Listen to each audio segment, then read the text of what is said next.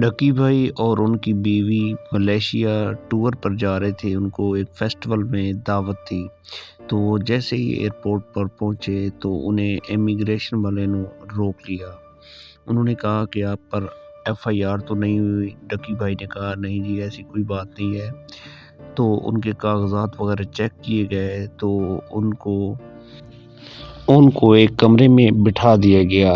تو ڈکی بھائی ان کو کہنے لگے کہ اگر آج ہم لیٹ ہو گئے تو ہم کل چلے جائیں گے۔ انہوں نے اپنے ایک رشتہ دار کو کال کی کہ گاڑی لے آئے ایئرپورٹ پر تو ہمیں وہاں سے پک کریں۔ تو اتنی دیر بعد وہ امیگریشن والے سائبر کرائم والوں کو سٹاف کو ساتھ لے کر آ گئے اور انہوں نے ڈکی بھائی کو گرفتار کر لیا اور ان کی بیوی کو کہا اروپ کو اگر آپ جانا چاہیں تو آپ چلی جائیں۔ تو اروپ بجائے ملیشیا جانے کے وہ گھر چلی گئی۔ اس کے بعد ان کی تفتیش شروع ہو گئی اور ان کو مارا پیٹا گیا، تشدد کیا گیا اور ان کو ایک سرفراز چودھری کے حوالے کیا گیا۔ وہ سائبر کرائم کے آفیسر تھے۔ تو انہوں نے ان کے سارے جو جی میل اکاؤنٹ ہیں، اس کے بعد 3 موبائل ضبط کر لیے اور انکوائری شروع کر دی اور ان سے بات چیت کر دی کہ آپ کیا کام کرتے ہو، اتنا پیسہ آپ کے پاس کیسے آیا؟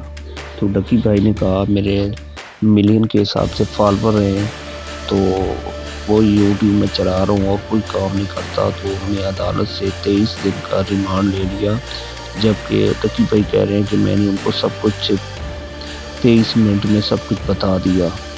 تو اس کے بعد سرفراز چودھری صاحب نے ان پر ہاتھ اٹھایا، ان کو تھپڑ مارے اور کافی زیادہ تھپڑ مارے۔ اس کے بعد ایک جاننے والا ڈکی بھائی کو ملنے گیا تو ان کے پاؤں پکڑے کہ آپ کا اگر کوئی ادھر جاننے والا ہے تو پلیز انہیں سمجھائیں کہ مجھے مارے نہیں، کیونکہ جو یہ پوچھ رہے ہیں ان کو میں بتا رہا ہوں، صحیح بتا رہا ہوں، کوئی جھوٹ نہیں بول رہا۔ تو خدا را میرے پر ہاتھ جو ہے نا وہ آہستہ اٹھائیں اور مجھے نہ ماریں۔ ڈکی بھائی بہت پریشان تھے اور بہت رو رہے تھے۔ تو اس کے بعد ان سے سرفراز چودھری صاحب نے ان سے بات چیت کی اور اپنے بیٹے کی ویڈیو کال لے کر انہیں بتایا کہ اس بندے کو جانتے ہو؟ تو اس بچے نے کہا جی میں بالکل جانتا ہوں، یہ ڈکی بھائی ہیں، یوٹیوبر ہے۔